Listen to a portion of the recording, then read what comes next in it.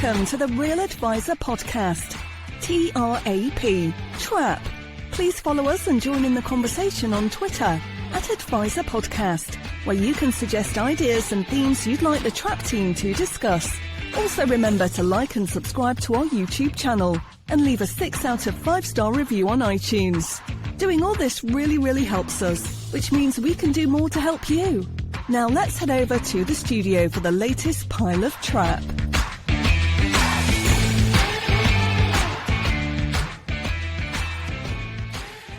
Yes, indeed, dear Trappists. Welcome back to episode 15 of the Real Advisor Podcast, TRAP, Trap. My name is Nick Lincoln, and joining me as ever are the rest of the Trap pack. That is Carl, the Voice Widger, Alan, the Storyteller Smith, and Andy Hart. Now, this is a very special edition because it's St. Patrick's Day when this goes out on the 17th of March. And from the bottom of our hearts, certainly Andy, Alan and myself, we'd like to thank the Irish contingent. The Trappists in Ireland have been a great support of the show. We wish you a fantastic St. Patrick's Day. This is the one day of the year where the Irish drink heavily and follow the horses. The other 364 days of the year, abstinent in every respect. Is that true, Carl? Absolutely, 100%, although we don't really drink that much anymore. But yeah, delighted to be launching this podcast edition on St. Patrick's Day, especially a really special weekend because tomorrow we play England in Dublin for the Grand Slam. And let's just say we're quite hopeful after England's recent performances. So yeah, let's talk about that, shall we? England's game last week against the French. He just did. So no, I think we should really spread. This could be a big conversation. Okay. What was the score again? Okay. I heard it was a record. Some world records were broken. Okay. England 10, France 53, and it was Alan, to use your words, 53. It was an absolute bloody shambles. But having said that, credit to it's hard to work out how bad England were and how good France were. I think France was just really good, and England were very bad. But the French were absolutely brilliant, and I think they'd have given most teams a run on that. I agree. Know. Yeah, I totally agree. Like, they're definitely the second best team in the Six Nations this year. I wish the Ireland-France game could be replayed with both teams at full tilt. It would be great stuff. So yeah, it is what it is. And Ireland overcame Scotland in a match where both teams, I think, were knackered after the first half, and it was just just a drawn out thing. Okay, listen, we've got loads to get through in today's in this episode, guys. So without any further ado, let's go over to Mr. Charisma. Andrew, read out with your normal vehement brio and enthusiasm some more reviews of the Real Advisor podcast. Over to me. So 3 reviews. The first one is from Bidal02, entitled Brilliant 5 stars. Love the dynamics between the 4 of you. Very informative and entertaining. Next up is a review from 77BN77 from Germany. 5 stars. Thanks a lot. Being here in Germany as a kind of a pioneer, it's really nice to listen to you talk about the issues that are in my head. I am a CEG DFA IFA with only a limited amount of like-minded people here. Thank you to Alan for recommending Trap. Regards, Nicholas.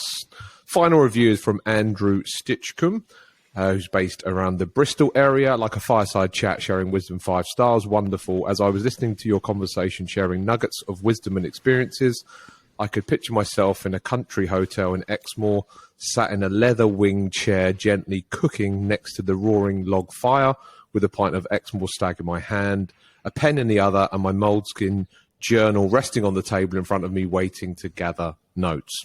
That's it. Back to you, Nick. Brilliant. That conjures up a fantastic scene, doesn't it? I wish I was there too. We should do a live episode. Those reviews are so good. That just means a lot. Yeah, and that's exactly what I think we wanted to get from this production for the audience, just to feel they're a part of it, and they are sat somewhere and just listening to us knuckleheads in a nice environment. Okay, and spreading it across to other places. It was the gentleman from Germany who I bumped into at a Dimensional conference recently. Told him about it, and he just, he's quite a pioneer over in that country as well. There's very few people who are kind of real financial advisors on continental Europe, so we are spreading the word. That is fantastic. Okay, let's give this episode some topical tidbits, so it's a kind of a date stamp for you. I've got an experience I want to relate. You don't need to comment on it, but if you're a business owner, if you're an IFA and you own your business and you're in charge of the banking, you might bank with NatWest. And I bank with NatWest and I have no issues with them whatsoever. And their mobile app is brilliant and their online banking is very solid. I never need to go into the branch for anything. Interest rates have gone up and I've got some money sloshing around in the company bank accounts. And for the first time in 15 years, I thought, I might just see if I can get some return on this money now. So I opened up a 95-day notice account with NatWest online. Brilliant. A few clicks, done. Business account opened up the next day. It's there on my mobile phone as well. So with a couple of swishes of my digits and I tap this, I transfer a 6-figure sum into this 95-day notice account. Anyway, in July, I need to get some of this money out to pay myself a dividend. So I thought, okay, I'll just set that up on my mobile app and I can't do it. I thought, okay, that's strange. Maybe you have to do it on the website. So I'll go into the website. You can't do it. Turns out that in 2023, I've got to write to my branch to give 95 days notice to get my money out. It's okay for me to swish the money in through my phone, but to get it out, I've got to use a paper. My branch doesn't even exist anymore. It's now some service centre in Leicester. So bad marks to NatWest, who are generally very cool, but that's archaic. The next thing from me, and then I'll shut up for a little while, you'll all be glad. So I run this IFA forum, this Google group. I moderate and manage it. Nearly 240 advisors and power planners in it now. I'll put a link to it again in the so-called show notes. It's a great resource. If you've got a question, you put it out and somebody in that group will know the answer. Had a chain last week and I've been given permission to use this guy's name, the advisor's name, Ian Cairns of Argyle Financial Services from your neck of the woods, Mr. Smith. He had an email. Well, I'll read it out because I'll read out what happened because Neil Liversidge, who's another IFA who runs West Riding Personal Financial Solutions, has put out quite a good little thing about scams on the back of this experience last week. So let me quickly get to this. Out of the blue, a widow contacted Ian Cairns and said she decided to encash all of her investments of roughly £450,000, most of it within an offshore bond. She said she had no plans for the funds. She had ample cash reserves without encashing them, and the investments she proposed encashing were providing her with a £2,000 monthly income. The advisor, Ian Cairns, said that doing this would create a massive tax liability and you just give me time to get the calculations from the offshore bond provider. But the widow said, no, I want this money now. I don't want to wait for an updated cash flow or anything. And Ian put this out to the group, said, is this lady, well, how do I deal with this lady? Obviously, the vulnerable clients thing is a big thing. And we need to be, cognizant of when clients maybe aren't totally in control of their faculties when it comes to money and emotions. And she's a widow and blah, blah, blah. And he put it out to the group and people came back and said, this sounds like fraud. You've just got to go back and really try and just drill down with this client. What's going on? Anyway, it turns out it was fraud. And the advisor, Ian, made pertinent inquiries. So the fraudsters cold called this widow, pretending to be, quote, an investigator from the FCA and her bank, end quote, saying that someone had tried to buy airline tickets with her account and claiming that someone had also tried to set up internet banking on her account. During this phone call, they installed TeamViewer on her laptop. They then opened up a Revolut account in her name. They registered her for internet banking, and they told her that someone was trying to access her investments fraudulently, and she needed to encash them ASAP to her bank account, to which they now had access. This is the killer bit, and they told her not to involve her IFA, as this would jeopardize their investigations. Ian Cairns kept on going back to this lady saying, listen, this is not like you. We've had a great relationship for years. We had a great relationship with your late husband for years. I know something's wrong. Speak to me. And in the end, she said, I've been told to do this. And they stopped it. So just be aware when people act totally out of character, there's probably something going on. And at the end of the day, it's the client's money. You can only push so far. But here, these people, this is a widow. She's not even on the mainland. She lives on one of the islands in a remote house. She's grieving. I imagine, stereotyping, that the husband from that generation was probably the one in charge of the finances. This is like the ultimate vulnerable client. And these people who pray, the plural for these people, it starts with C and ends with S. And if there are children listening, yes, they're a bunch of cads.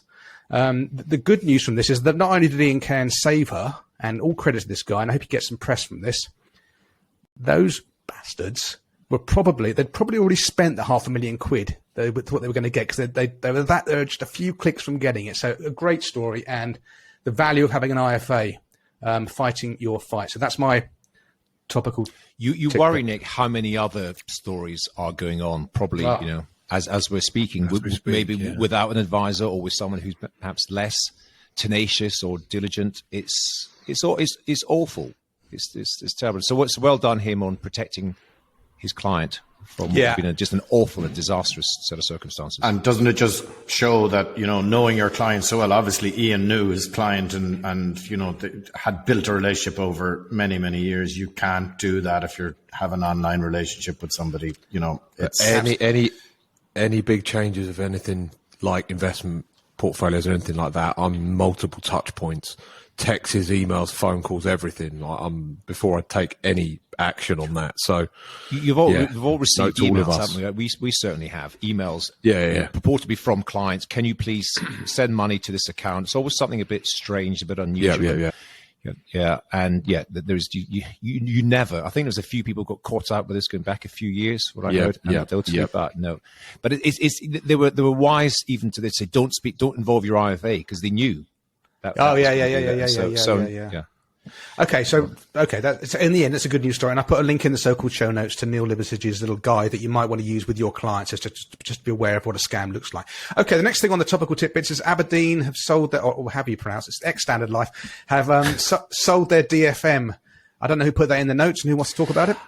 Yeah, that was me. Just a brief thing. It is. There seems to be, a lot. There's always things going on. There seems to be a lot of things going on at the moment. Sort of significant strategic moves with some of the bigger players in our sector. Aberdeen, as was ex-Standard Life. Just an interesting. It's no secret. I've got a long history with that organisation. Spent many a year. Working for them back in the day. And I just found it quite interesting with all the other things that have been going on recently, that they sold off a business that they built up over many, many years, the discretionary fund manager business, it's called Aberdeen Standard Capital for a time. It's changed its name several times. Anyway, it's, several billion, 6 or 7 billion assets under management just quietly sold off to I think it's a Liechtenstein asset management company. That's strange. And at the same time, they've got another subsidiary business, which is a private equity investment business with other countless billions assets under management, which they've also carved up. Well, I believe it's up for sale, and we'll try to sell it this year. Just find it interesting that, and at the same time, something else which was quite widely reported is some of the big investment banks getting very much into this market, this kind of, what they describe as being the wealth management market. Morgan Stanley, their share price has gone up significantly in the last year or two because they apparently have got a very successful wealth management business, whereas Goldman Sachs has seen the share price struggle. And a lot of the thing, according to the Financial Times, one of the reasons for that is they don't have a viable wealth management business. And they made a point. They said, what we really like is a recurring revenue model with high margins, which is good, although unless you're a customer of these organizations. But I just think there's a lot of maneuvering going on at a big sort of institutional type level. And I've just got a slight question mark hanging over. And so I've got no information whatsoever to suggest this, but looking at the way things are going at Aberdeen, how viable going forward their not an IFA, but advisor arm called 1825 actually. Well, that's going to be a recurring theme, I think, of this episode. Thank you for that, Alan. Unpack this. Industry Voice, Key Advisor Challenges in 2023. I think a report from Schroders, Andy. Did you put that in the... No, I didn't put that there, mate. No, that was me as well. That was one of these. That was a sort of, a recent report. Industry Voice, Key Advisor Challenges. Schroders, they went out and surveyed, I don't know how many, but quite a significant number of advisors, and they came back, and I just sort of shared it around the group. They made some interesting observations, and it made me realize that maybe some of us operate in a bit of a bubble, some of the conversations we have, because, I know I shared it with you, Nick, you had a look at it, you had a particular comment that you extracted from it, and I added something else. What were your thoughts on that report, Nick? Well, it's just a normal. Yeah, exactly right. It's like the lid is open on the rest of the profession. And there was one particular line that irked me, where the advisors cited capital protection as the number one concern for their clients. Yeah. So this thing about just locking down to cash or whatever, that's not capital protection in the truest sense. You want to protect purchasing power. That should be the number one concern for the people's clients. So that was just one thing that leapt out at me. But I'm sure there's other dross in there as well. I didn't give a lot of time. The other point that I extracted, consumer duty on the horizon, price and value, conversation about price and value. And so we saw a further increase in advisors outsourcing their investment proposition. 20% have increased the level of outsourcing. The reasons for this were, inverted commas, access to investment expertise and, get this, effective management of volatility. Volatility. At what point will people realize that volatility is a feature, not a bug? We're not trying to get rid of volatility. And hence, for all the reasons you both have just mentioned, that's why structured products continue to be sold, which is like, just the bane of the investment world, unfortunately. But it fits, I guess, capital protection, and it fits consumer duty and looking after the clients and whatever. But that's not. Yeah, we'll put a link to the report in the show notes. Suboptimal, most definitely. Okay, great stuff. Mr. Haar, this is now talking about things that irk me, and this fascination with capital protection and not protection of purchasing power.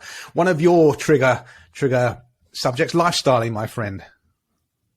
Yes, so we'll briefly touch upon this. You might want to sort of unpack this in a bit more detail in a future show, but lifestyling is the sort of investment process of moving from what they would describe of high-risk investments, which we call high-returning investments, which is global equities.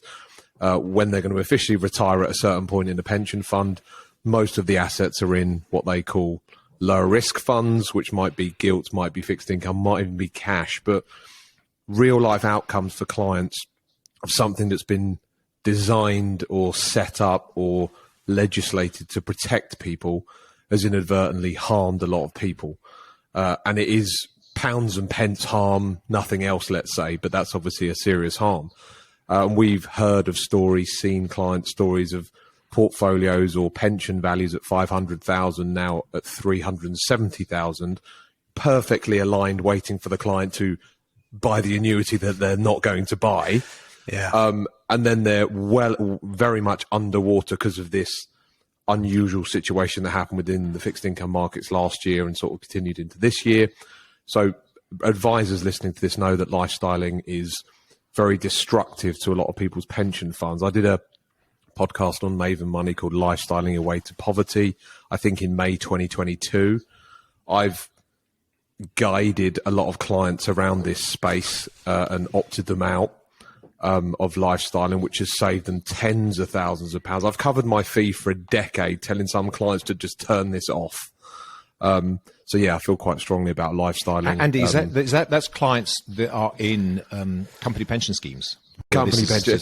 This is just built in. Yeah, company. Yeah, it's built in, and you have to turn it off. And sometimes it's quite tricky. You can't just like go on and just click it. You've got to sort of contact the administrators and stuff. So it's not an easy thing to do. And this is obviously deferred scheme. So you have a client that, let's say, worked at a bank 20 years ago and has got 100 grand sitting there. They don't even think about it. And then they say, I've got this statement, Andy, do I do anything? I go, yeah. Oh, well, God, we need to look into this. Like, let's, even though it's just been deferred and you've not worried about it, and you just, stuck the letter in your drawer every year. So yeah, it's mainly DC, defined contribution schemes that people are part of. And it's the default to happen rather than you have to turn it on. So the bulk of people will be, in this strategy, let's call it, probably 99, if I had to hazard a guess at it, probably 90% of people are lifestyled. And these are even people that are financially and investing literate, because it's just another job you have to do. So, yeah, anyone got any thoughts on that? I don't know if it's the same in Ireland, Carl. Yeah, it is, Andy, and I suppose there's an onus, I would imagine, on the consultants to these big pension schemes, which tend to be the big corporate brokers here. I'm assuming it's the same over there, and I have seen no movement away from it at all. And it's all well and good clients saying, oh, my annual management charge is really low because I'm in a group pension scheme or whatever. Well, if you're sticking with a very low annual management charge and you're going to end up at retirement age, with a very significant loss because, as you say, Andy, you're in a low risk fund and you're not buying annuities, which nobody is anymore, or very few anyway. What's the regulator doing here? What's the regulator doing in the UK to talk to these consultants about, look, you've got to actually start giving a bit of advice here. Or just get rid of lifestyling, or make it far easier to opt out.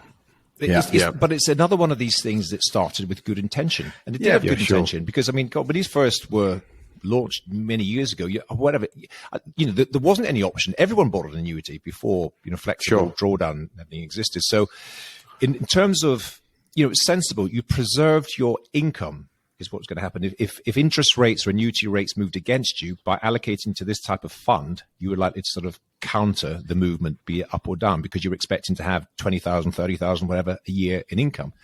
So it worked quite well, but the world has changed beyond all recognition, in the last 20 years or so.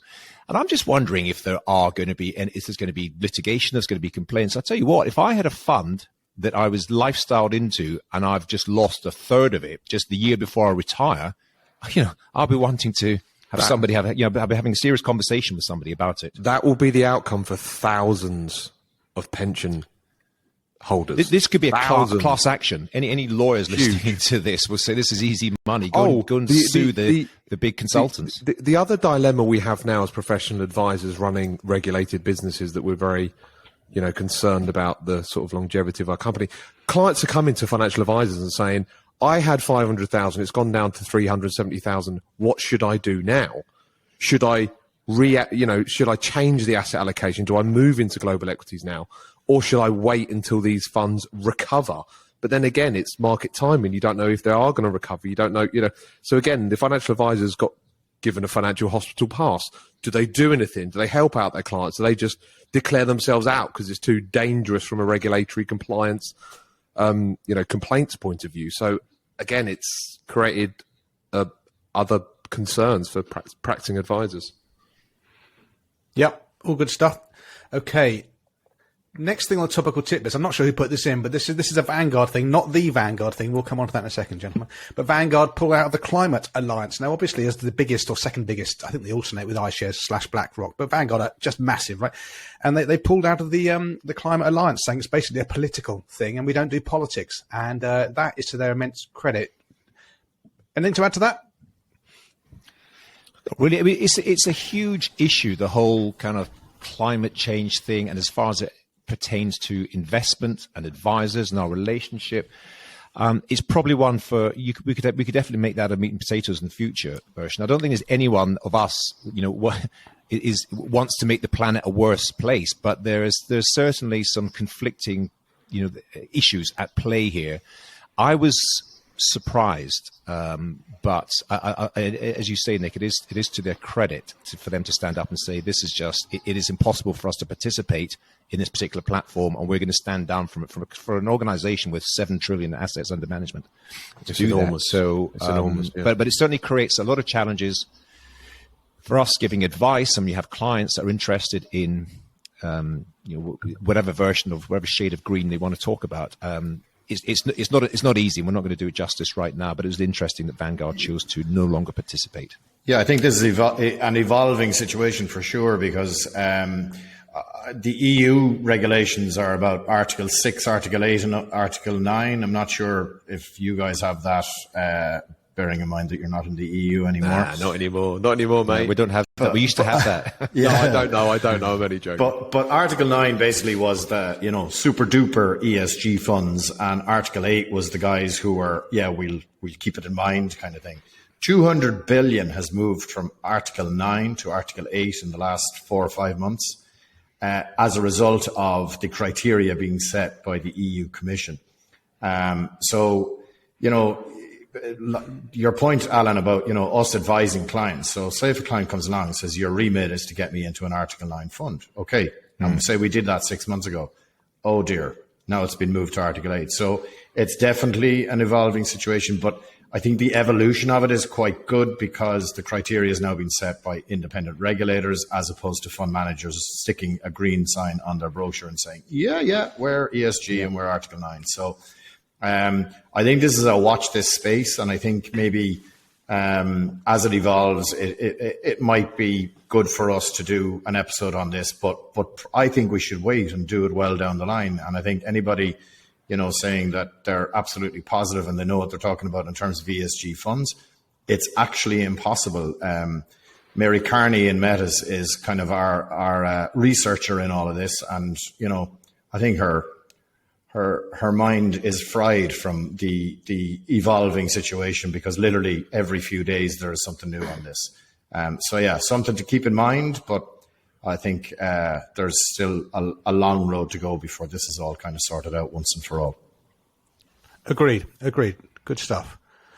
Okay. What else have we got? Okay. So, and we are going to come on to the main bit of the topical section, but before that, BlackRock in the USA. We keep mentioning BlackRock and Vanguard a lot today. There's something going on here. But BlackRock have pulled out of the US robo-advice market with the sale of its future advice business. And there's a link to that in the so-called show notes. So again, that's a massive low-cost, low-touch service business closing down with a firm that has got pockets that are almost infinite. And it's just saying, no, we can't make this work.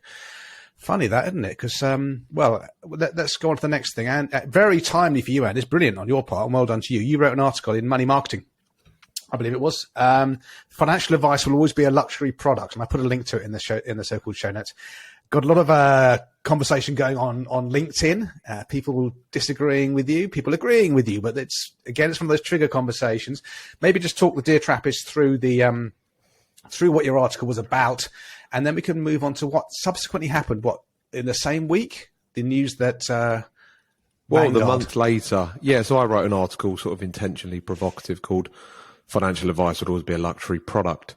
I put out a lot of content throughout the year, so some things are going to be pretty average and some things are going to get people's attention. I think this got people's attention because I was saying lots of things in the article that would trigger people that are trying to fix this issue of the advice gap and trying to offer advice to more and more people.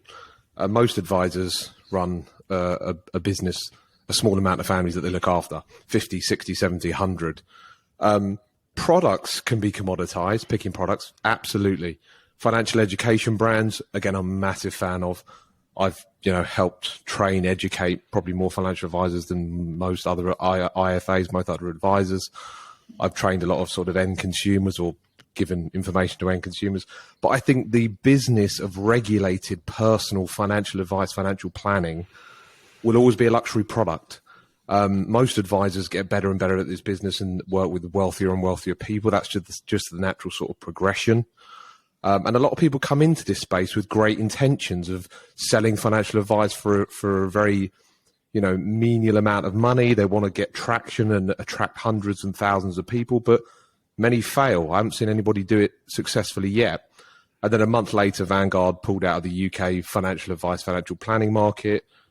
BlackRock, you mentioned Future Advisor, have also pulled out of it. And there are people that are trying to set up companies to try and address this. Hats off to them, but they haven't yet done it.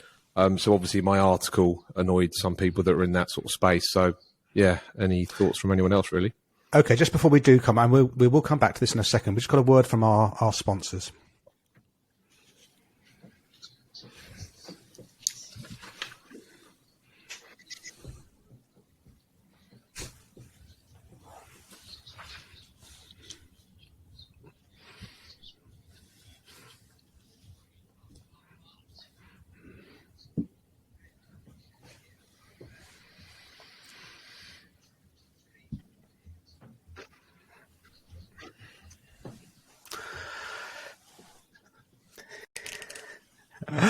Oh, Andy. Okay, so Andy, thank you for talking us through your article, and then Vanguard pulled out. Let's go with Alan and then Carl. What are your views on this? Well, it's complicated, isn't it? But I got to tell you that I couldn't not have been more surprised when I heard the news about Vanguard. Now, that's an organization that every one of us on this call and most other people that I know have got immense respect for. I've done the origin story of how that company got going with St. Jack Bogle, and everything was about, good client outcomes. And, their office is here in London opposite where my office is. I've met some very senior people there over the years, and, and it's all about integrity and good. Everything was just good about them. The very fact that they're not a listed public company, they're owned by the investors. And so then they don't have this tyranny of quarterly results and profits like others have. And they've always said, every conversation I've had, and it's public information, we play the long game. Investment time horizons for us are forever. And on one hand, there is no question that there is a need and a demand for a different version of full fat financial planning. You've got to meet somebody face to face and all that sort of stuff. And you just sort of dip in and out, and there are different transitions in your life. You might need to get someone to give you a bit of guidance. And of course, what Vanguard created, and the strange thing is, it's been hugely successful as far as I understand it in the US. But you've got a qualified financial planner, CFP in their language, who does, as I understand it, proper cash flow modeling. It's all digital. It's all over the phone and through Zoom calls. But, that's the world nowadays. That's what, there's a lot of advisors, some on this call. That's how they operate predominantly. So with deep pockets, with an infinite time horizon, and with no doubt about it, an increasing demand for this sort of service, I just scratch my head. I don't know how or why. But of course, it makes you think, well, if they can't do it, if they can't do it, then what chance does anyone have? How could they strategically decide? Because it sends out honestly, don't you think it's just egg on the face of whoever has originally launched that program and then withdrawn from it? Somebody somewhere has had to go to the board and say, no, we can't make this work. It doesn't make any money, or even if it didn't make any money, a company like Vanguard should do it at cost.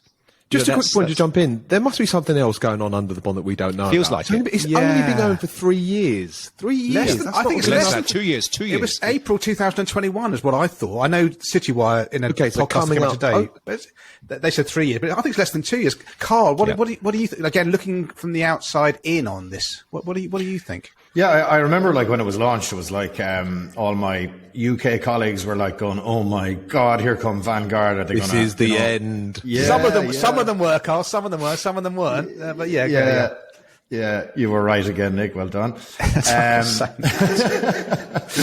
But look, I think on the one hand, it's there's two positions on this, right? You can be a little bit smug, say, yeah, we do that, and they couldn't do it with all their money. But then I think Alan's point is really well made. And I think it's, if you're trying to scale or get to any kind of scale, it just proves, that it's just bloody difficult to do this. And this is all about human relationships. Whether it's done via Zoom or whether it's done in person, it is all about human relationships. And, it's going to be hard to scale that. And that's why robo-advice is, has run into difficulty, and that's why Vanguard have run into difficulty not being able to do full fat financial planning. So on the one hand, it's kind of nice that the little boys have won here, but on the other hand, it's I've always thought we can scale this thing and let's drive it on, and now you'd have to sit back and go, okay, well, like Alan said, if they can't do it, who bloody well can? So yeah, it's interesting. I'm just minded to, with all these topical tidbits that we're talking about today, there's just so much happening. And it is, most of it, is kind of, we're sitting back in Ireland looking at it all happening because it's mostly happening in the UK market. But the only constant seems to be change.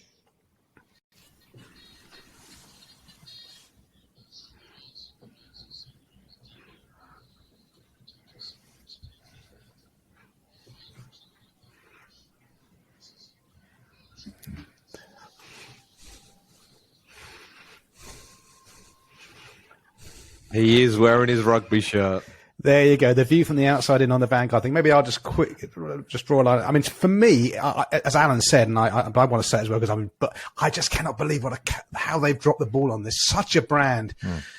They do this brilliant research into the advisor market with their Advisor Alpha papers in the US and here. They know this market. They know the advice market. They know the direct-to-consumer market. And a lot of smart people they employed as well, Nick. That we know a lot of them as well. Yeah, in Vanguard Towers. Yeah, James Norton was quite a voice in the IFA world. And I just, but part of me also thinks, you know what? I kind of come out with some admiration for them because other brands would have said, "Oh Christ, we'll just keep on putting money into this, and after maybe 10 years, we'll shutter it, and it'll go away." They said no. After less than 2 years, I think it's less than 2 years. They said no, this isn't working. We're just going to. So just to be clear on this is different. We're not quite conflating, but the BlackRock thing in the US and others was a robo. You say robo advice, but there was no advice, wasn't it? So all these it's a version of in the UK we've had. I think it was a bit of a hybrid future advisor, Alan. Bit of a hybrid. Well, eventually, I don't know much about it other than what I read. Eventually, they kind of plugged it into RIAs, as they call them over there, advisor firms became the kind of the back end tech stuff. Yeah. But ultimately, the traditional robo-advisors, we know it, like the likes of Nutmeg, who themselves have now been flogged off to JP Morgan, I think. Yeah.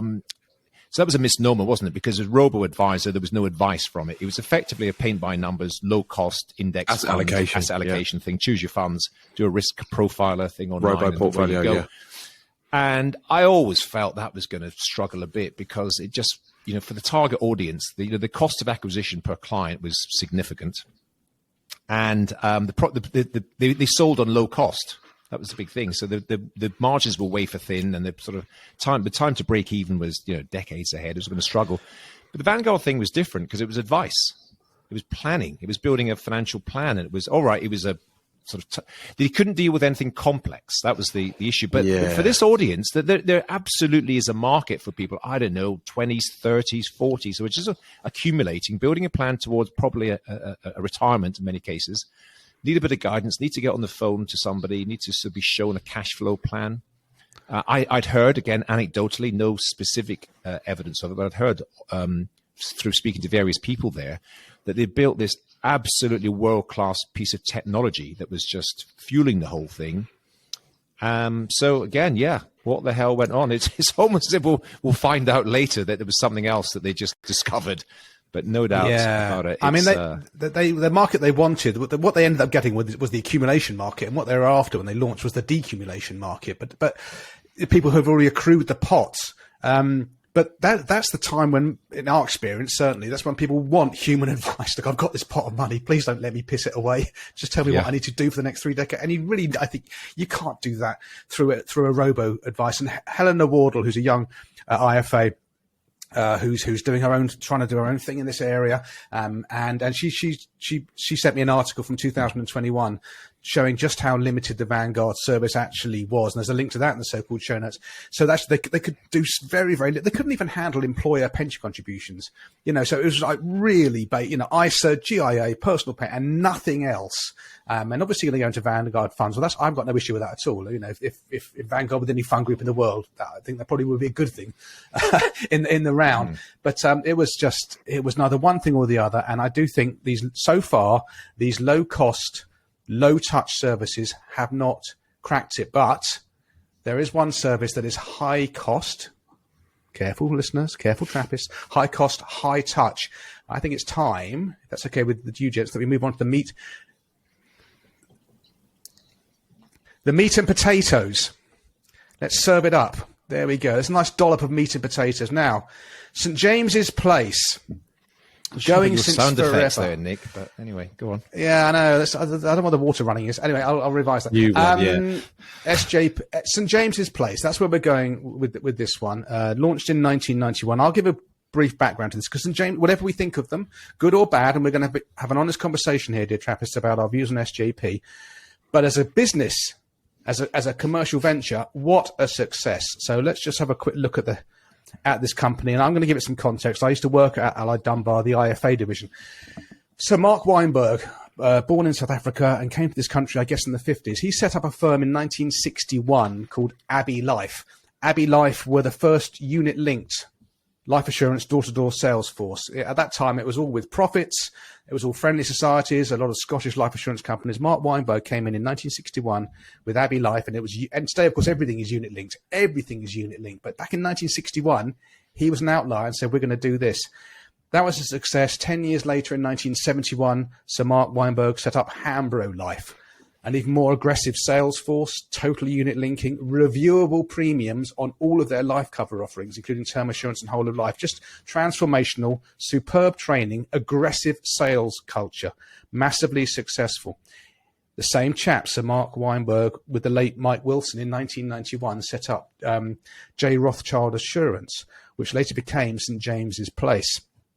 Again, enormously successful, and a slight pivot with Sir Mark Weinberg. I think at that time, he with Abbey Life and with Allied Dunbar, he'd been after accumulators, regular premium contracts, executive pensions, endowments, great cash flow for these burgeoning companies. In 1991, he kind of went after the wealth management sector, so people that already got money, and he sort of just pivoted a bit towards fund performance, and we're going to have the best fund managers. And of course, we all know what's happened since then. It has just been commercially an unremitting success, and it's an absolute powerhouse. Right. So that's the background to it. It comes from a guy who set up 2 very successful sales forces, and he was the guy behind St. James's Place. Mr. Smith, you lead us off on what you think of the behemoth that is St. James's Place. Thank you, Nick. If you ever want to promote some activity or attention to yourself, particularly on social media, you talk about one of 2 things. You talk about advisor fees and fee models, or you talk about St. James's Place. Because I trust you. In my personal experience, if you mention any of those, either of those 2 particular subjects, everything blows up and everyone gets excited. Everyone has got an opinion, and usually you mean people within the profession, Alan? Yeah, I do. But yeah, definitely within the profession. Also broader, sort of run the peripheral edges of the profession. So I just happened to, it was literally, a few weeks ago, about a month ago, St. James's Place publish their results, annual results, 22 results. And I'm just browsing through them. And, remind ourselves about what 2022 looked like. Sadly, we had war returning to Europe for the first time in many, many decades. We had inflation returning to rates not seen in many decades, double-digit inflation. And we had a global stock market, not only a stock market, but a bond market, a bear market, both in stocks and bonds. So by anyone's calculation, it was a challenging year for anyone in business, and particularly challenging for any organization who makes a living out of investment management, wealth management, financial planning, financial advice. Look at St. James's Place numbers for 2022. Without going into loads of detail, obviously publicly available, but the numbers that stick in my mind were that their profits increased by 41% year on year, the previous year. 41% increase in profits, and their assets under management increased by the new flows into the company was 17 billion in 12 months.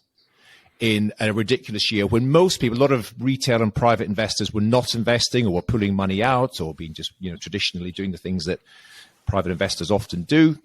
41% increase in profit, 17 billion in money being invested with them. And I took to Twitter and I quoted those numbers and a couple of other numbers as well, which are all just outstanding numbers that any organization would be completely just proud of. And I made the point that regardless of any views that any of us have got, you take your bloody hat off to them. There is an extraordinary commercial success, as you've already alluded to, Nick. What I wanted to discuss and maybe sort of explore in a bit more detail during our conversation now is what can we all learn? Because they don't half get a lot of flack particularly from the IFA community, but from others as well. I mean, the other thing that I posted was I've never seen an organization get so much negative press at the same time. I mean, for going back a couple of years, you remember the Sunday Times just ran a complete campaign. I used to look forward to it every Sunday. Be another article about, they talked about their cruises and the gold cufflinks, and it was just a real hatchet job that was done on them. So the headwinds that they have against them, and yet they were still, they've still obviously continued to enjoy outstanding commercial success. And I was wondering what we can learn from it. And I'm obviously invite you guys to speak in a second. But before I do, I just want to share something that I learned some years ago from dealing with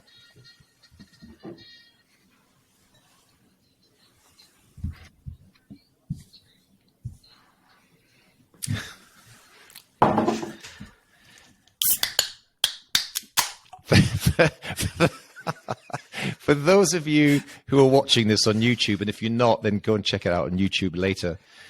Our esteemed friend, Mr. Lincoln, in celebration of the day, has just opened a can of Guinness and has poured himself a nice poured long the worst pint of Guinness Not too in the bad, world. Nick.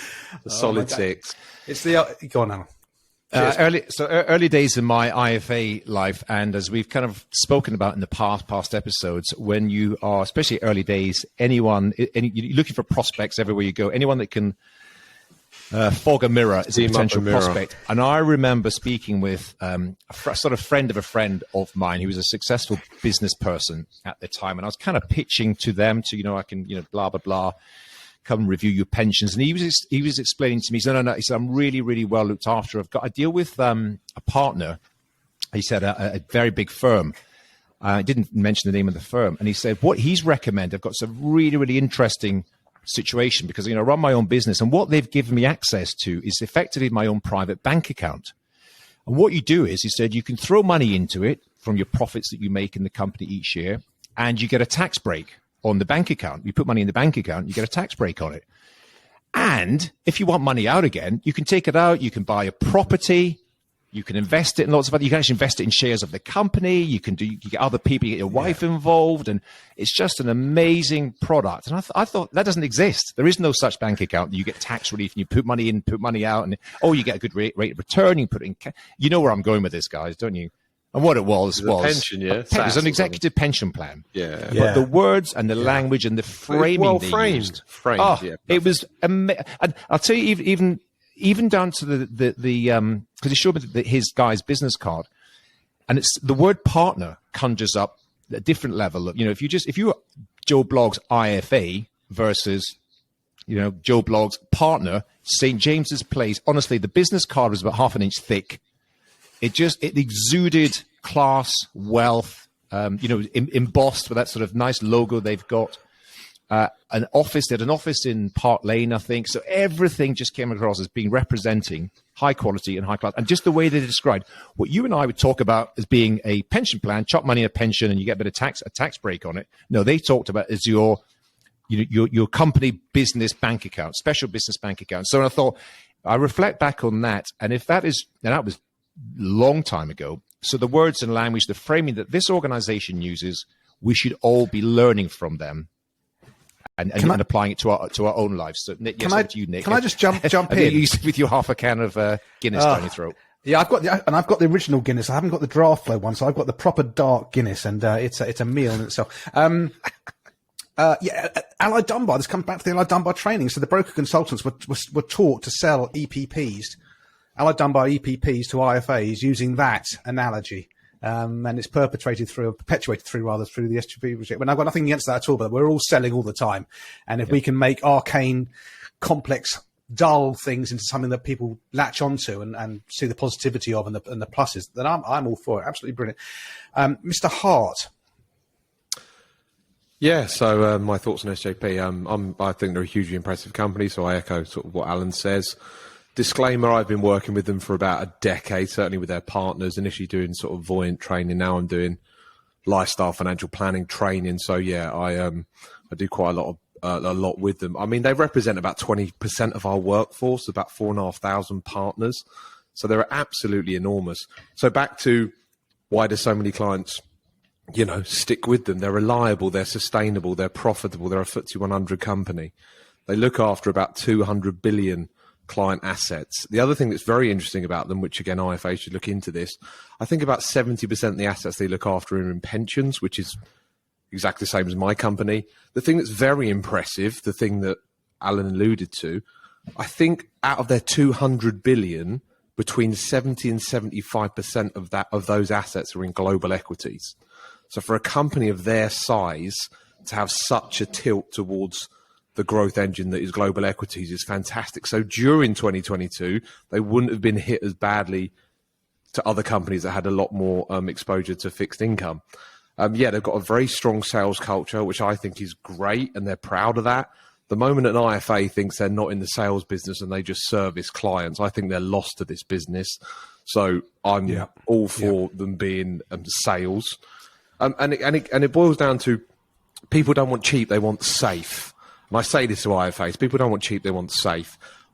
What safe is that's up to the client to decide. People don't want cheap, they want safe. They've got a fantastic academy as well that bring a lot of young IFAs through. And nobody else is doing that. And they do everything from doing the exams, how to build a book of business, how to work your contacts, how to run a business plan. So I'm hugely pro the St James's. Right. Before we hear the view from Ireland. From Ireland. We've been too fulsome in our praise here. I'm going to take the other side of the argument.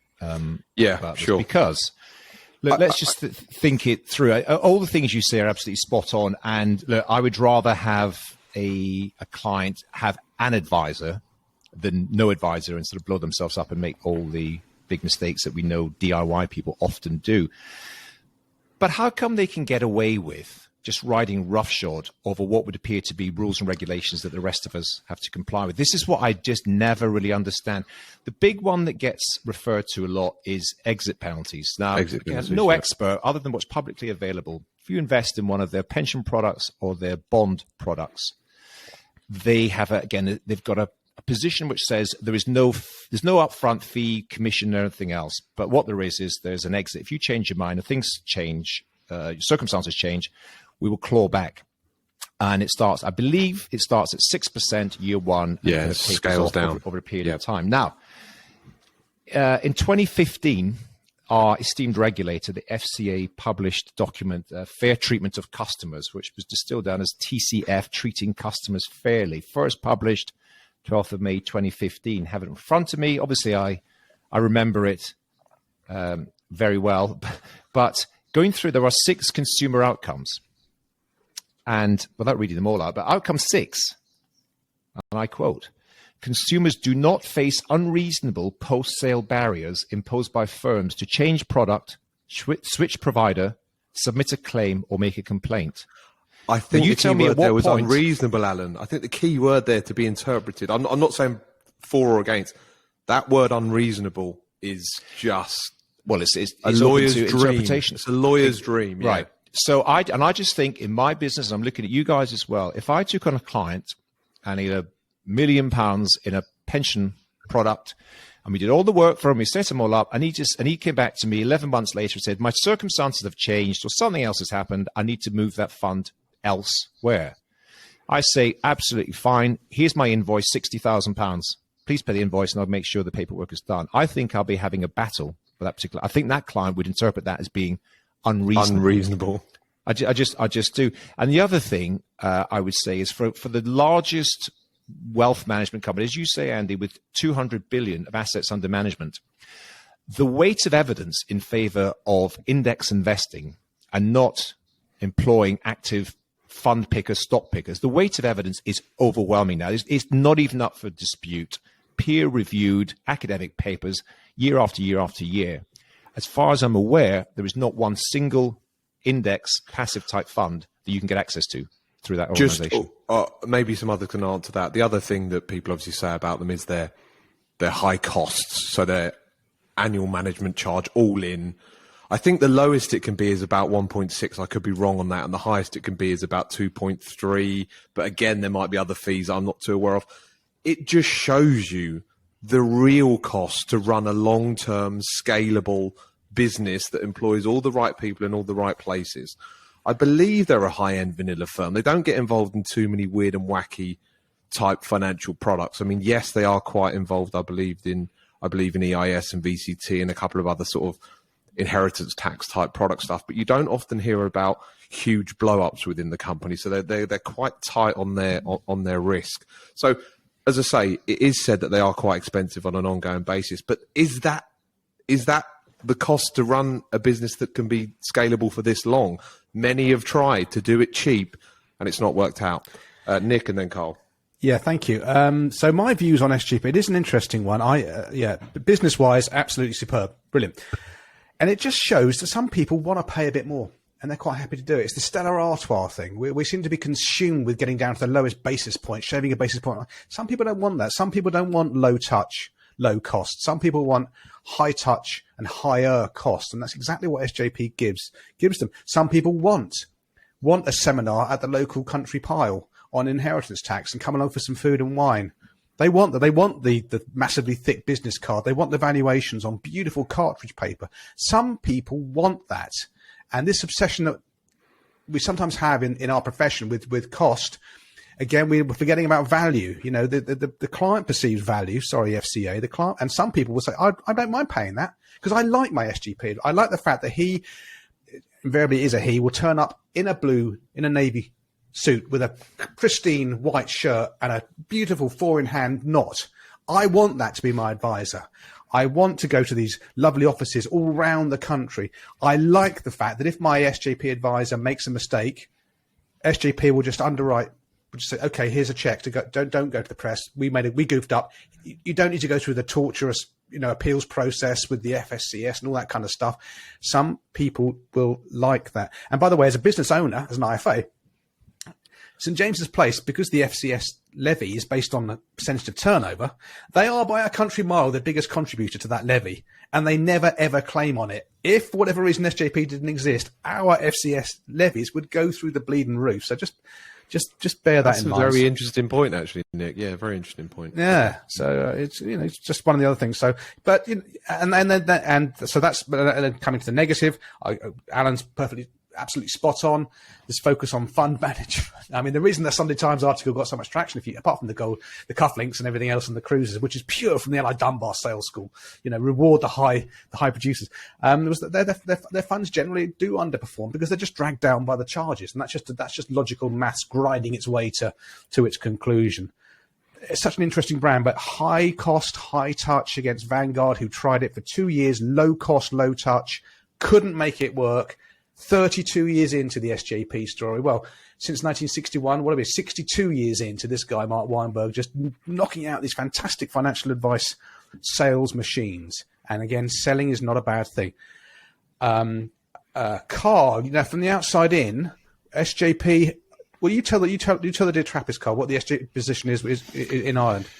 Yeah, so they're not in Ireland. They did do a deal to acquire a firm, I think about 3 or maybe 4 years ago, and deal was done and announced, and then it didn't happen. So I don't really know why. I thought at the time maybe that firm just didn't fit with them, but they'd be back. But they haven't been, and there are a few aggregators, as they say, in the Irish market at the moment, but no sign of SJP returning, but maybe they'll be back at some stage. Who knows? I look from the outside looking in. Obviously, I've looked at them. I've even if you just look at their website, I think some of the negatives that Alan has kind of portrayed there. The argument against that would be, well, it's just there on the front page of our website. So it's like, we're not trying to hide anything. It's absolutely 100% upfront. And I suppose at Metas Ireland, we do have the exact same thing with some of the bigger brands here in Ireland in terms of the private banks, the stockbrokers, that kind of stuff. And they're much, much dearer, and they don't do full fat financial planning. And I remember pitching for a client who was like, yeah, I get it. I know that you'd be doing a lot more and you'd charge us a lot less, but I can't brag about Metas Ireland on the golf course. That's a brilliant point. It's a status purchase. It's a status purchase. A lot of brands are. And I kind of went, you know what, right? We've hence we've tried to do an awful lot of, we've spoken about marketing before, about an awful lot of brand building and not necessarily client catching, and to try and be known as, the firm that will do the proper financial planning at a reasonable fee. But we'll also look after you. And we do a lot of events now, right, as a result. And I'd have to say, the active fund management bit, that's the bit that just doesn't sit well with me, that there isn't even a passive option. So I think that's a big negative. I think the charges are, if you look at their website, right, just click on their charges. It is there right in front of you. So it is what it is. I think stuff like the Financial Advisor Academy, right? I looked through that. It's absolutely bloody brilliant. And anybody who's talking about the advice gap, right? Well, they're training people to go and, here's your exams, and here's how to build a business, and here's how to network, and here's how to get sales across the line. I think it's absolutely phenomenal. Very difficult for any of us or anybody else to replicate something like that, because that costs an absolute shitload of money. But it's absolutely fantastic. And I would dearly love to do that, because then what you're going to do, you're going to grow organically if you put your money into something like that. So I think absolutely, really, really amazing. And the other thing that none of you touched on, right? One of the big problems here in Ireland is how do you sell your business? So when you're getting to I want out. Oh, right? yeah. Yeah. The succession planning, that is absolutely magnificent. And, you tie the Financial Advisor Academy in with our succession planning. And I think if you look at their website again, I think they've, 2,500 people have gone through this process. 2,500 people, right? This is just... Yeah, and they'll facilitate and give a loan to buy out the retiring advisor to give a ready-made client bank to the newly graduated from the academy. It's really, really at a prescribed multiple, so everybody knows. If I build my business to this is what I'm going to get, and it's like they've all got clear as day. And then the guys coming in who are going to buy it are getting the loan. They don't have to do any of the, go out and get the finance and all of that kind of stuff. Which is going to make sure that they've ensured their own longevity. I think it's absolutely amazing. I think that's the point. It's really smart business. And I think, as I've always said, I'd be a shareholder in the company. I wouldn't want to be, to me, despite all the things you're saying, it doesn't pass the mother-in-law test. Would you recommend that your mother-in-law or your best friend or someone else went and sought them versus anyone else? I wouldn't necessarily. What I would say on this thing is the badge and the brand. Do you know that I read the other day, Volkswagen Touareg car is pretty much exactly the same car as the Porsche Cayenne, but the Porsche is £8,000 more. And that's just the power of a name and a brand. And they have got, despite the Sunday Times' best intentions, they have got a badge and a brand that smacks of quality and good. And the last thing I'll say on it is, I did a strategic coach program for several years, go back a few years, and there's loads of St. James's Place advisors there. And without exception, they're all good people, to a man and a woman. And they're high quality. They're good. They've got integrity. But as I say, that there's definitely flaws in what they do and what they offer. But as they say, I heard this from you, Andy, a poor advisor is a poor financial advisor.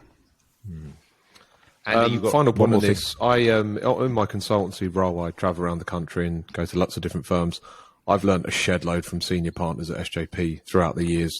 Some fantastic stuff that they've shared me of how to grow my business, how to think about things, how to pitch stuff to clients, how to talk about things.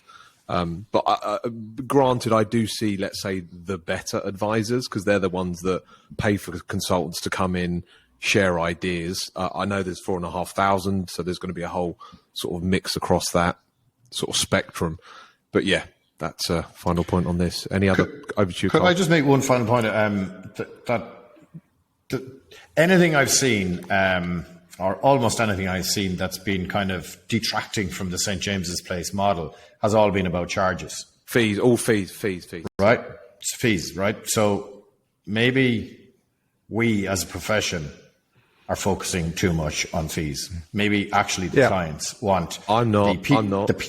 Just double your fees, and then you'll do well. No, but it's not necessarily that. It's like just people don't want cheap; they want safe. People don't want cheap; they want safe. Peace of mind, right? Yeah, peace of mind. Sleep well at night. And maybe that's the kind of thing that we should be focusing on when we're talking to our clients. Yeah, but hold on. You mean I can't switch that pension plan because it's 2 basis points more expensive than the seeding scheme? But I don't want to.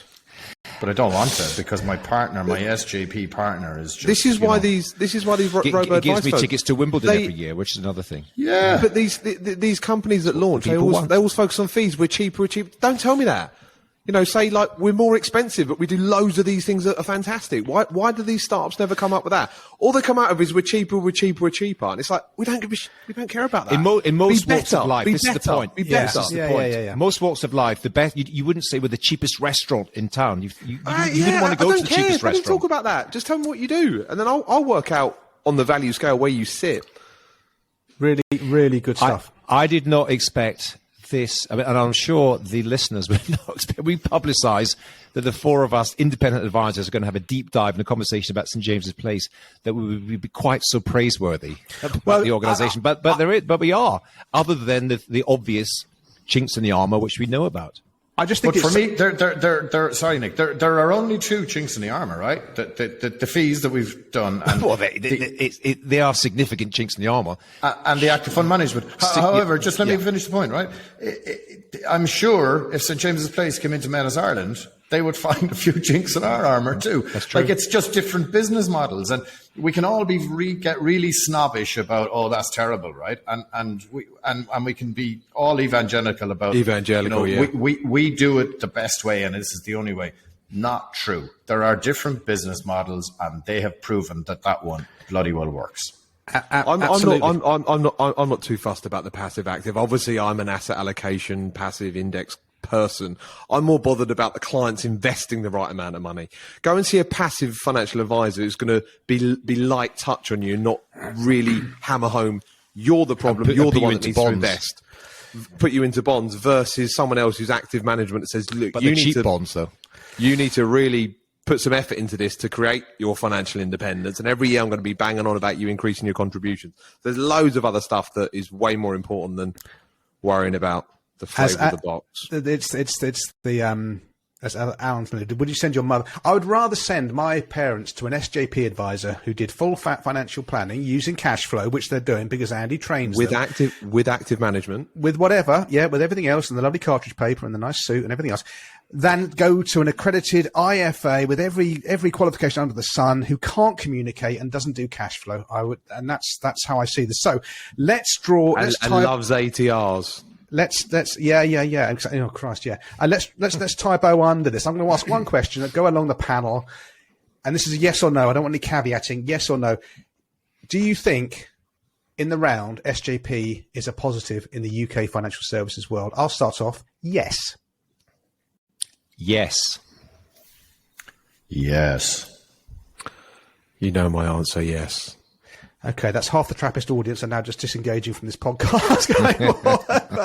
It was a really good conversation. I bet they do take think up your that we're going to complaints give them a with Nick bashing, Lincoln. don't they? They would think that we're going to give them a bashing, but anyway, we're didn't some guy on Twitter say, "Oh, you're just yeah, gonna bash." I know him well. He's an SJP advisor, so he thought, "Oh, here we go, four non-SJP advisors shouting their mouths off." So anyway, I think it'll be pretty happy, I'm sure he knows who he is. Right, onwards to some next week's questions. episode sponsored by St James's Oh, Place. sorry. Just the other thing. Here's the other thing. Hargreaves Lansdown, again, another fantastic company. SJP and Hargreaves Lansdown, both FTSE 100 companies, both astronomically great forces in this world.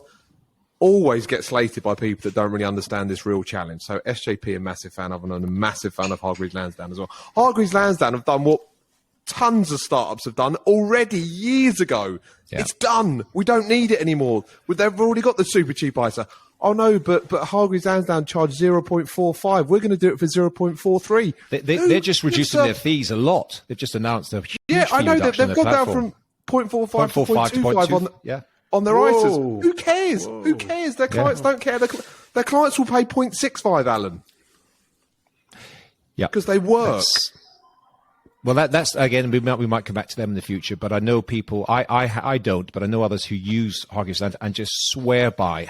They're amazing. You can't believe that all the other platforms, and all of us, certainly in the UK, have had our gripes and our moans privately about our use of the various platforms. The Hargreaves Lansdown platform as a user experience is second to none. Fantastic. So, so what if you've got to pay a couple of basis points more? Good point. Good point. About 10 years ago, Hargreaves Lansdown invested 50 million. And at the time, all the shareholders were going, what on earth are you doing? To build their own tech. They probably make 50 million a month now from the Vantage platform that they built. I mean, what a stroke of genius move that was. Anyway. Yeah. I mean, that does in a previous episode. The execution only VCT EIS platform, Wealth Club, is built by an ex-Hargreaves Lansdown guy. And investing in those things is like tricky because you've got to disclaimer this, disclaimer that. It is so slick. That is so slick, and that's just the Hargreaves Lansdown. When you want to send something to Hargreaves Lansdown in the post, you get your envelope out, and you write HL free post, nothing else, it gets straight to their HQ. That's amazing. I mean, Jesus, HL free post, nothing else. I mean, I have that. the If you mic. just go the Wedge Munster. You don't want to receive what we're going to be sending you. just Andy Hart Hatch End is going to arrive at my bloody post box, will it? Metis, Norway, and it ends up in your place in Limerick. It's Alan amazing. Smith, South Kilburn. Okay, for crying out loud, can we draw a line under this, please? Please. Okay, fine. What's next, Nicholas? Well, let's see what's next. Hold on, I might just refresh my. I don't think the soundboard's doing its thing. It's so annoying. It goes from working to not working. Okay, well, it's the Trappist questions, but we're not getting any sound from the Trappist questions, so let's go on to that. If you want to ask the team, the Trap Pack, a question, dear Trappist, then click on the link in the so-called show notes or the link in the pinned tweet at Advisor Podcast. We're going to do just 2 questions this episode because we're already an hour and 10 minutes in. The first one is from Ross Taylor, who's on Twitter as @RossTaylorFP, Financial Planning. Hello, love the pod, by the way. Such a great resource. Thank you. I have recently taken on a trainee advisor. He will make an incredible advisor, that I am sure. How would you go about fast tracking his training? Already given him a load of Nick Murray books. Was wondering what resources you would use to train someone else. Thank you. Who wants to have a go at that? I don't mind taking that. you go first. Sorry, Alan, go on. All right, just briefly, this is based on what we just said. Send him to the St James's Place Academy for a few years, but you might never see him again.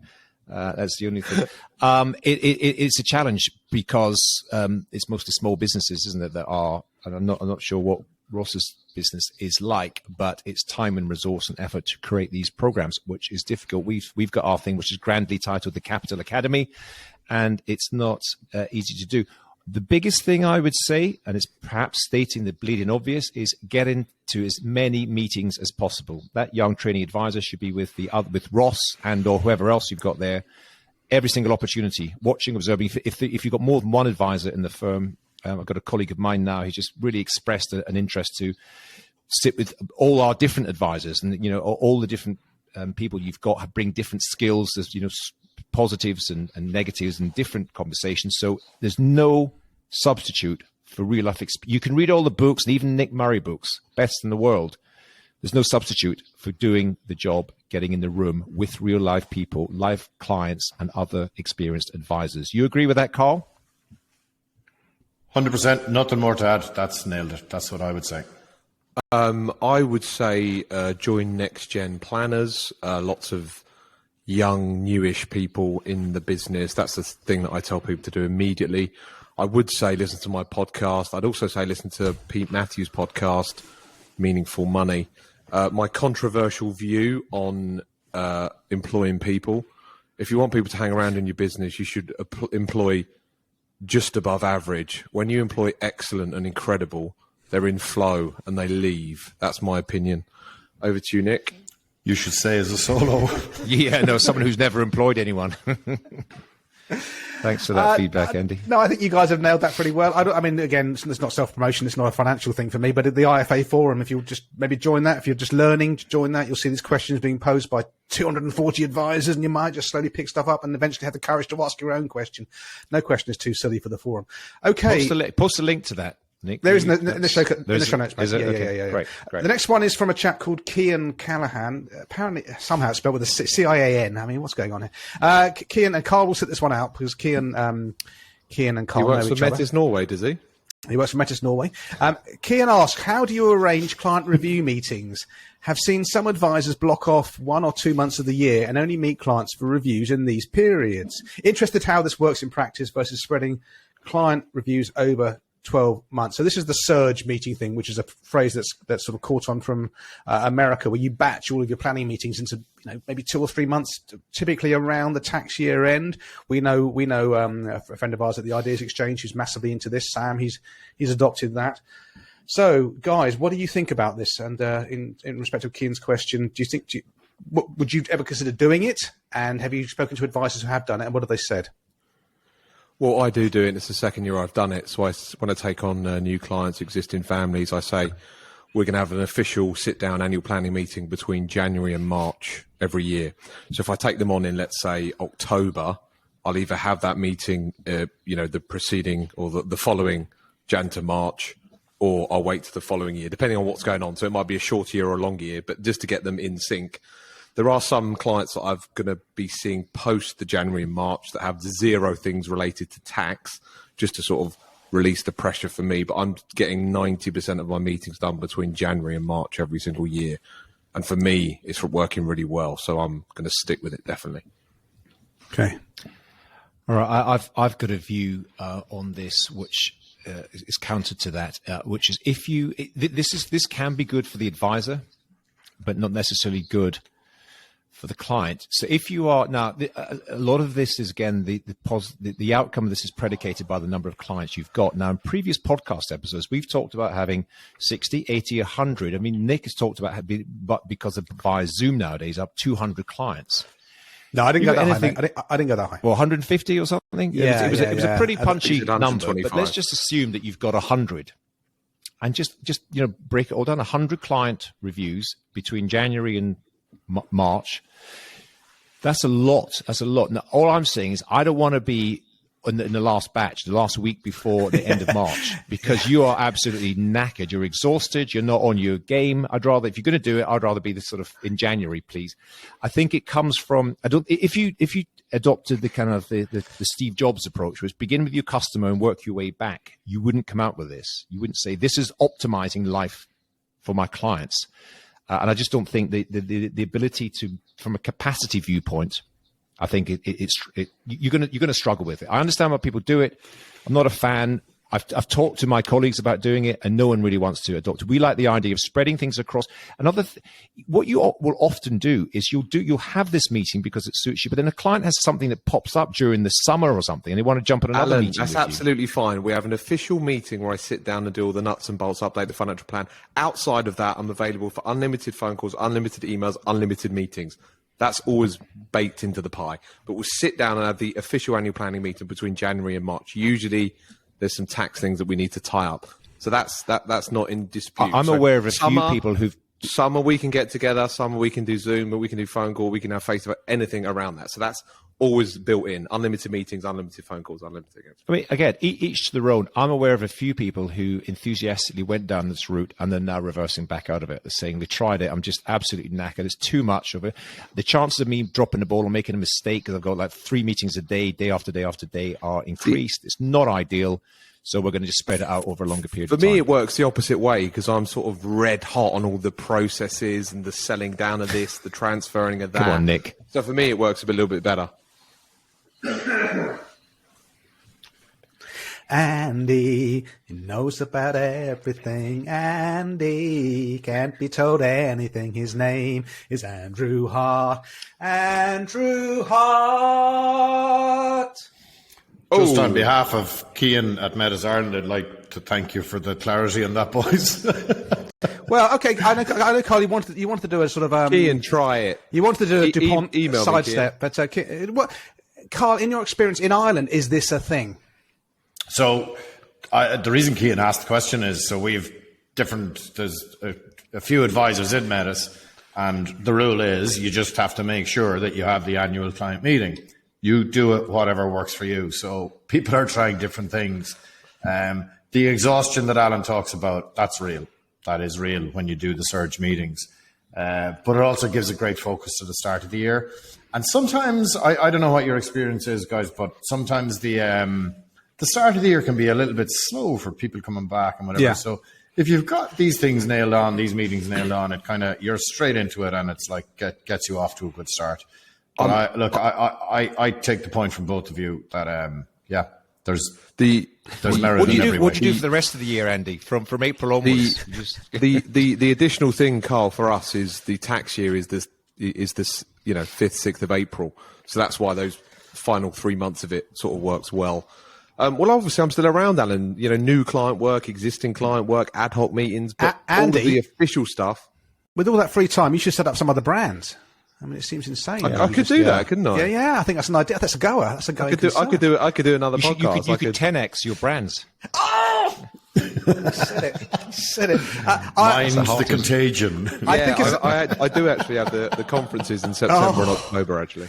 10x the contagion. That's, oh my God. Where's that Guinness? I think Alan's point with the you're just going to be. It could work both ways. By come March, you could be so good, and you've had all the client questions thrown at you, and the answers, the script, as it were, it's ingrained. But there's the other side, which Carl's episode. We all talked about mental health, about the load that we carry. I think if I did all my meetings, and by March, you're thinking, burnout must also. It's a seesaw. It's always a balancing out with this kind of thing. So it can definitely go. But as I say, presenting loads of financial plans, dealing with loads of different scenarios. As I say, it's like playing shed loads of tennis. You're going to be decent in March compared to January, aren't you? Exhausted. Come back to me. We're all agreed SJP are brilliant, but we can't agree on surge meetings or not. So that's fine. That's the whole purpose of this forum, is that we can argue, and then I can mute the ones I don't like. Right. I think it's time as we're at 80 minutes in. Save me. I feel like Ricky Gervais. Let's get through this last bit and the Oscars, yeah. Okay, Culture Corner. I'll try and do the transition, but I don't think it's going to work. So, dun dun dun dun dun dun. Well, Culture Corner. We've got first off, Mr. Smith. Experiments in advisor marketing. This is a bit of a blast from the past. This is something when you listen to podcasts, if I listen to a particularly good one, I star it. I think that's good. I'll come back to that and I might listen to it again. And this is one. It's been out for quite a while. There's a podcast, that's the name of the podcast, Experiments in Advisor Marketing, a guy called Taylor Schultz. I don't know exactly how you pronounce it. But yeah, I think that's it, yeah. Yeah, Taylor Schultz. And so he interviewed our mutual friend, Carl Richards, Behavior Gap, going back a couple of years. And when I listened to this, it reminded me, because when Carl was in London, Carl actually came into my office and basically did a version of this, what he shares. And I remember it... Well, everything that went on was a story from another time, but it was a really great conversation, a great meeting that we had when Carl came in. And Carl said, he said there's two things about this. One is it's so simple that you're not going to believe it's going to work. And number two, I bet you don't do it. And he was right. He was right on both points. But he was this Watergate? Yeah, it is a version of that. That again, story for another time. Because often a recurring theme on this podcast is advisors, kind of particularly early stage advisors, but pretty much everyone on their journey is, how do I grow my business? How do I get more clients? How do I grow a business? In this podcast, which again, there's a link to it in the so-called show notes, Carl just unpacks step by step by step. This is what he did. Carl, and it's no secret, I think it's publicly shared information that Carl has built from scratch 2 different IFA, RIA brands in the US to kind of, $1 million status, and then did one, sold it, went on to another one. And he said, this is the only thing I did in order to build those businesses. So tune into it, listen into it. If you want to grow your brand, grow your business, get more clients, there is a step-by-step as to how to do it. Over to you. Great stuff. Thank you. Me next. So, Business Breakdown series, which I think was Alan or Carl put me onto this. It was one of the previous episodes where Michael O'Leary was being interviewed, which was just a brilliant episode. It was Carl. Okay, thanks, Carl.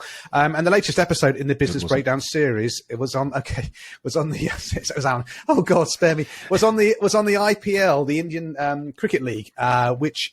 Now, you don't have to be a cricket fan. The IPL is just worth billions, and it's just a success story. And it's an interesting episode, and the way it was set up, the way it was run, it's done on a franchise basis. And like the American NFL, they have a draft. It's almost like a draft, really.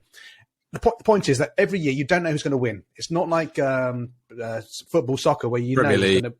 Premier League, you know who's going to win. You don't know who's going to win at the start of the tournament. Almost every match apparently comes down to the last 6 balls. Okay, so they're tight, they're close, and we don't understand. I mean, I'm a cricket nut, and I will never get it. India, with its massive population, is pretty much a uni-sport country. It's cricket, and that's pretty much it. And the Indian cricketers are treated like living gods.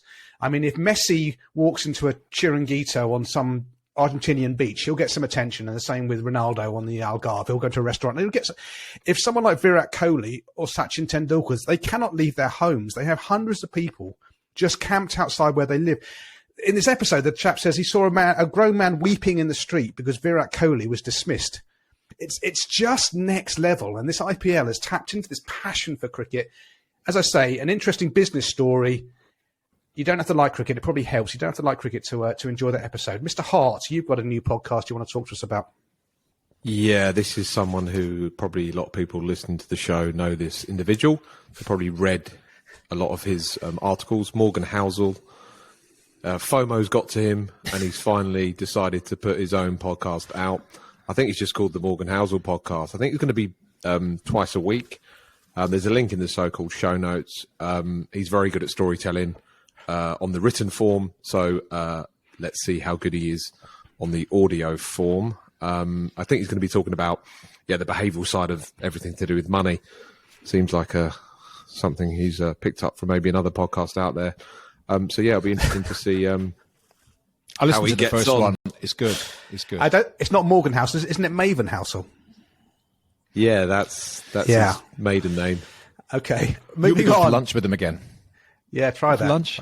He doesn't. Me having lunch with him, Alan. Yeah, okay. Let's not go Another there. story.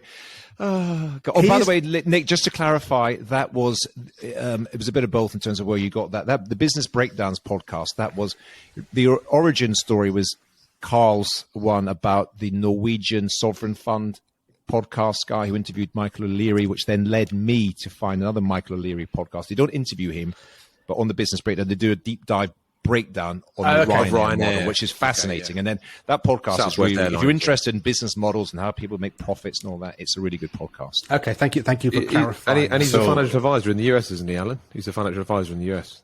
Who is? The guy that runs the business break. Am I confused? No, not this particular one. It's not the Colossus guy, Not Patrick. It's O'Shaughnessy. To do with it, but he wasn't the host of this particular one. Okay. Anyway, you. Right. Okay. Let's Christ Almighty. I think we're all can we getting please- tired now. Let's finish this up before we all die. Dear Trappists, as we're doing this episode, the whole SVB debacle is unfolding in the States. We don't follow the markets, but I can tell you in about 23 minutes the US markets are going to open. So for once, I will be looking at the ticker just to see what happens. Carl, tell us your Culture Corner link. Yeah, so I was reading loads of stuff about this SVB meltdown, and I was trying to get my head around it because it was like there was different people having different stories about what actually happened. So I came across this article from Bloomberg, and it's the best explainer. It's a long read, but I've included it in the show notes. If you want to know exactly what happened, it is a brilliant explainer article. Take the time to go through it, and you'll know exactly what has happened and the implications of same. But I guess the next few days, weeks, months are probably actually going to tell us what the implications are. But what happened at SVB? Read the article. Yeah, basically, if you start up a bank, don't have customers who don't need to borrow from you. Is the long and the short of the article? Yeah, it's like if you do commerce in school, like it's like how do banks make money? Well, they take money in and then they loan it out. Well, SVB didn't loan any money out, so they had to find other ways, and that's how they ran into trouble. Indeed. Listen, I think that's been a fantastic episode. Thank you, Trap Pack, for your contribution. And that's a wrap for this episode, dear Trappists. Thank you for your precious time and input. As ever, please do rate us on iTunes. Leave a 6 out of 5 star. Like and subscribe to our YouTube. But until the next time, from the Trap Pack, it's adios and take care out there, folks. Goodbye. Come on, Ireland tomorrow. Grand Slam champions. Bye-bye. Come.